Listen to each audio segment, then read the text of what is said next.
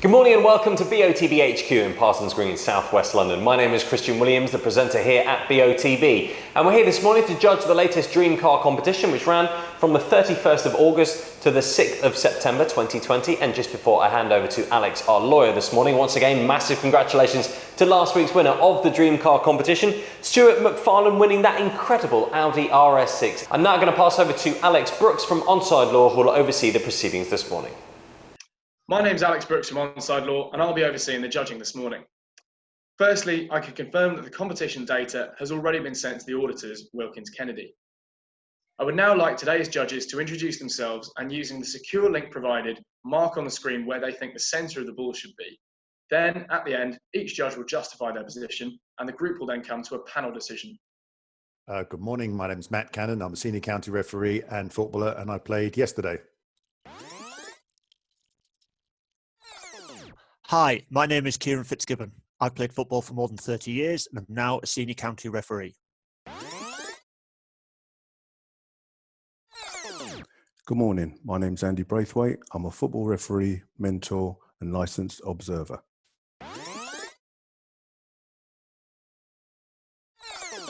Good morning, my name is Leo Donnellan. I'm an ex-professional football player, having been with Chelsea, Fulham and Leyton Orient. Good morning, my name's Hugh Gilroy. I'm a referee, mentor, tutor and observer. Hi, my name is Aramin Donka. I've been involved in football for over 30 years, first as a player and then as a referee. Thanks very much, Matt. Please now talk us through your position. Yes, thanks, Alex. Mine is the Red Cross. There's two players in shot. The player in sort of purple seems to be leaning back, waiting for the ball to come to him, his arms up.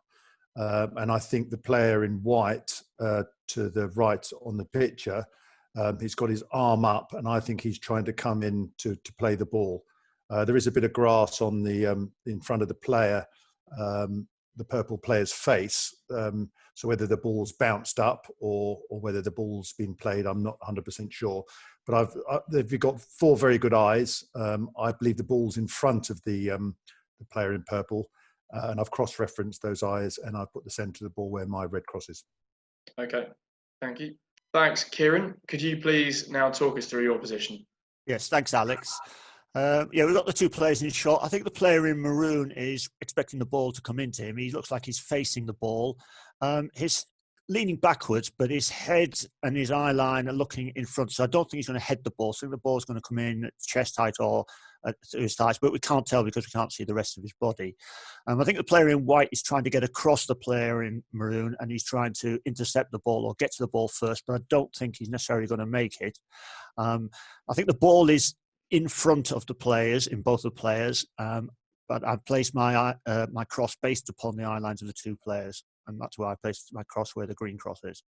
Next, Andy, could you please talk us through your position? Thanks, Alex. I'm the blue cross furthest out from my colleagues here. My take on this pitch was that the guy in white to the right-hand side looks like he's about to sort of either head the ball or the ball's coming into him. I just felt that his gaze wasn't anything lower than horizontal, taken from his the two eyes of his. Where my colleagues have placed their crosses, if I'm correct in what I'm saying, the guy in purple who's falling back, the ball would just be from his diagonal angle, it would just be too much of a strange sort of crossing of intersection from where I believe the ball is. So that's why I've clearly placed my ball, the centre of my ball, where I have with the blue cross. Leo, could you please now talk us through your position? Yeah, hi Alex. Yeah, there's two players in shot. I think the player in purple is kind of falling back, leaning back. I believe he's going to try and maybe kick the ball. I don't think he's going to head the ball.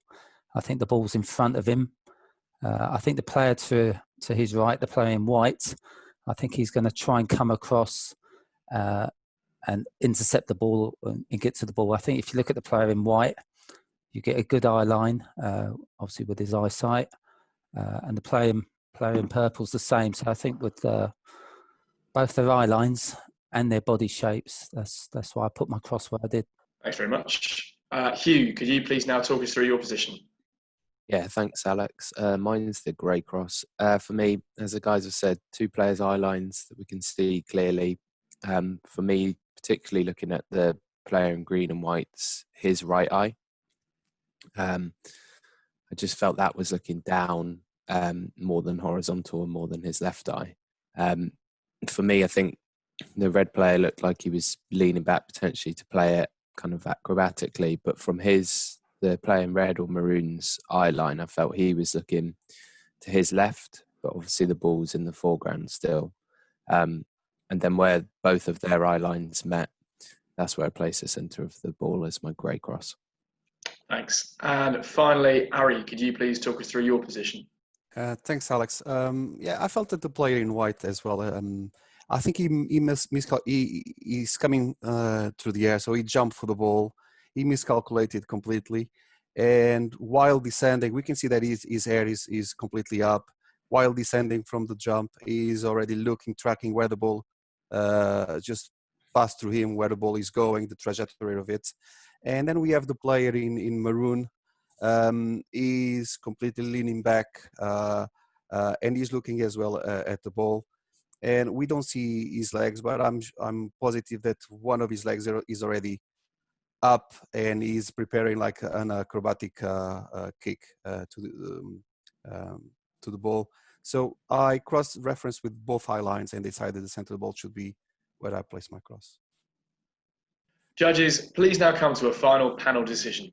For your reference, the larger white cross is the calculated average of the 6 individual selections.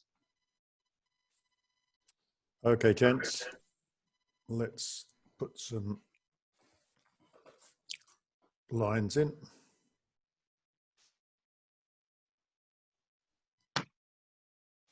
So we've got a fairly big spread from this guy in white and green.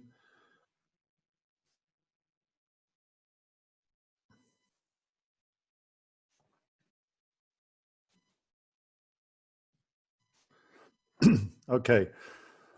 One of my thoughts is that we have 4 of us in a sort of quite a narrow band from the player in, we'll call him maroon. I think we've gone through a few colours with him, but we'll stick with maroon.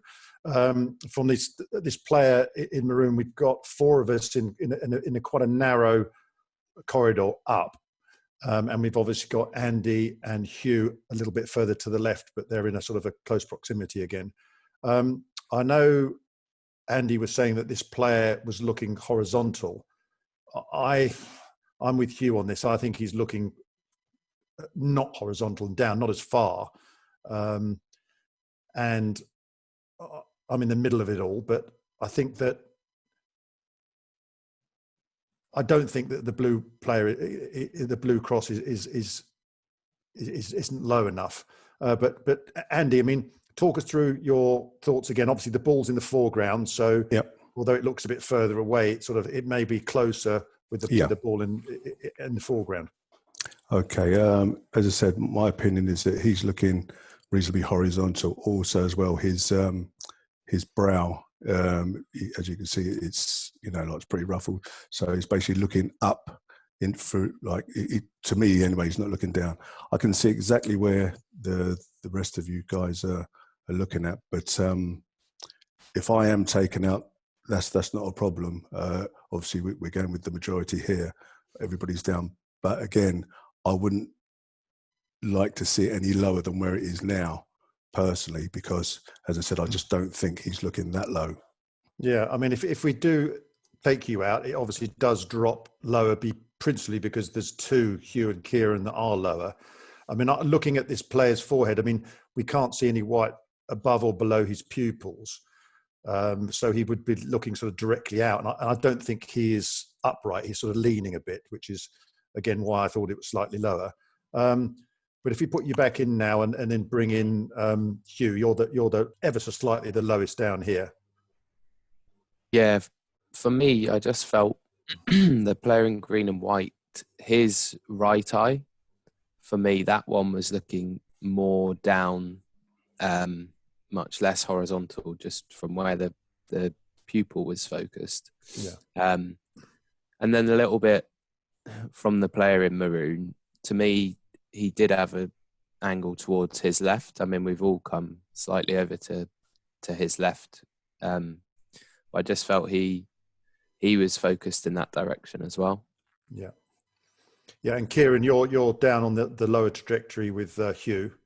Again. Yeah, I think most of us have got the idea that it's in the foreground in front of this player in maroon, but I just felt that if the player in white is that close and going to make an effort to the ball, then it can't be that far away from the player in maroon. So although it's in the foreground, that's why I felt, because he's not looking directly upwards, he's looking outwards. Over distance, it would be higher, but I think that's why I've placed it a bit lower. I think it's a little closer to him than it is the player in white. I thought he was going to get to the ball first. Yeah, and then Ari, you thought the player in white, if I'm right, had already misjumped. Yeah. I felt that. I felt that he jumped, and he knew that he was not going to get straight away. Started his moving, trailing the ball, and that's why he has this awkward position over there.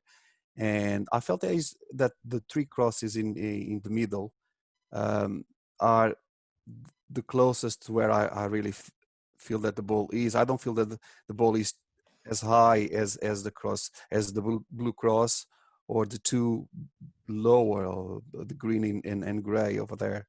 So I feel the best representation is the three crosses in the middle. Yeah.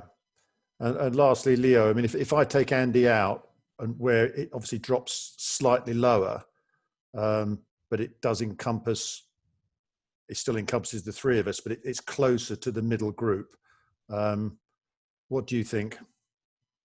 Yeah, I think the player in white is looking across. It could be kind of anywhere in that sphere. I think Andy is maybe a touch higher, but everybody else, I think it could be. But I think what you've got to take into account as well is the player in maroon. The reason I put my cross sort of in that group of three is I felt he's leaning back, and I feel he's going to kick the ball. So you kind of got to gauge the height of where you think it is, because he's at this moment he's got to kick the ball as well. Yeah.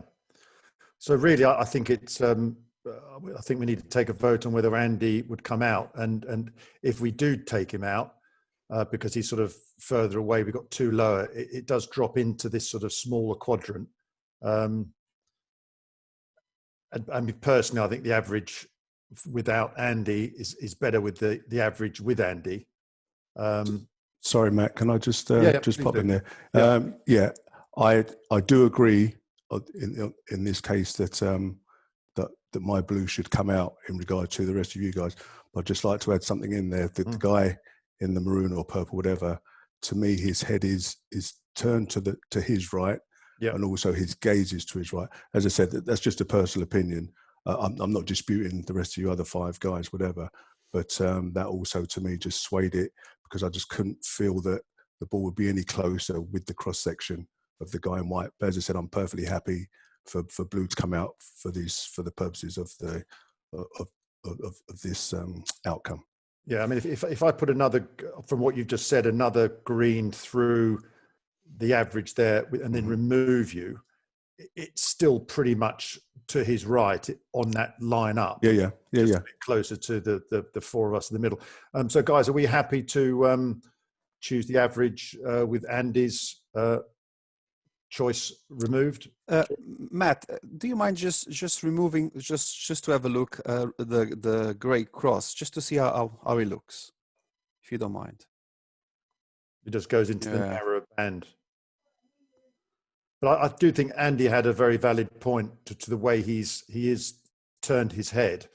And obviously it goes close to mine, but it's, to my mind, it's a little bit over to the right. If we put it back in, it doesn't pull it too far. And it's within that sort of, if I highlight over the top of it, it takes four of us in quite nicely. We take Hugh out. No, I think, I see your point, Yeah. So, I mean, if we just go with, are you happy to go with Andy's choice being removed and judging at this average? Kieran, you just say yes or no? Yeah. Yes, I'm happy with that. Yeah. And Leo? Yes. Yep. Hugh? Yes, happy with that. Yeah, and Ari. Yeah, happy with that as well. Okay, and just for clarity, just to confirm, Andy, you're happy with this as well on the panel decision. Yep. Okay. Thank you very much. Okay, thank you. If you're all happy, then Matt, could you please hit submit? Yeah, it's judging at average. Thank you very much. Thank you very much, judges. The coordinates selected are 842993. These coordinates will now be passed to Wilkins Kennedy to calculate the winner of the competition, and they will then inform BOTB. That concludes the judging process. Thank you.